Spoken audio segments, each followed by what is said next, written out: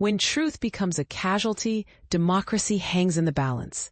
This stark reality was underscored by former President Barack Obama in a recent, unusually pointed critique of his successor, Donald Trump.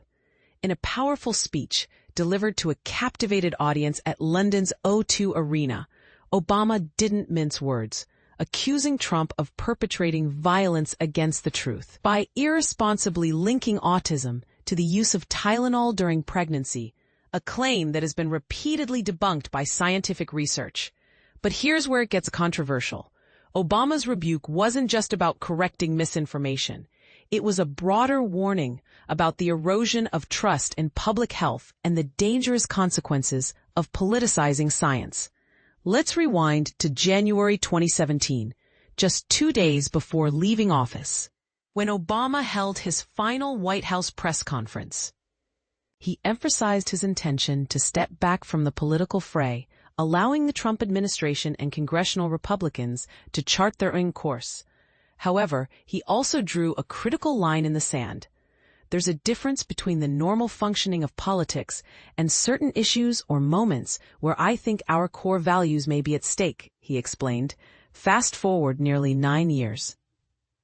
And it's clear Obama sees those core values under siege more frequently than ever. This week's Tylenol controversy is just the latest example.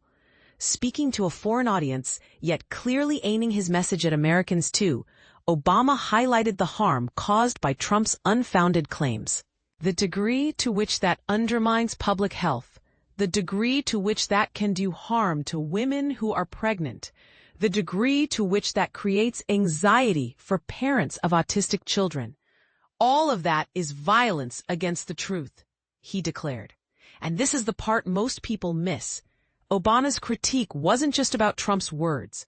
It was about the broader implications of such misinformation in an era where trust in institutions is already fragile. But Obama's recent activism extends far beyond this single issue. In April, he criticized Trump's trade tariffs and condemned the White House's attacks on higher education. In June, he warned that the U.S. was dangerously close to normalizing autocratic behavior. By July, his patience had worn thin with Trump's baseless accusations of treason, which he dismissed as ridiculous. In August, he called out the GOP's gerrymandering efforts as an existential threat to our democracy. And in September, he slammed Trump for politicizing the Charlie Kirk shooting and undermining the First Amendment. What's striking is Obama's evolving role as a vocal critic of Trump, a position he initially seemed reluctant to embrace.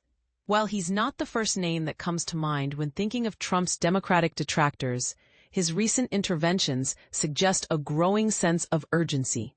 But here's the question. Is Obama's increased activism a necessary defense of democratic values, or does it risk further polarizing an already divided nation? This isn't just a debate about politics.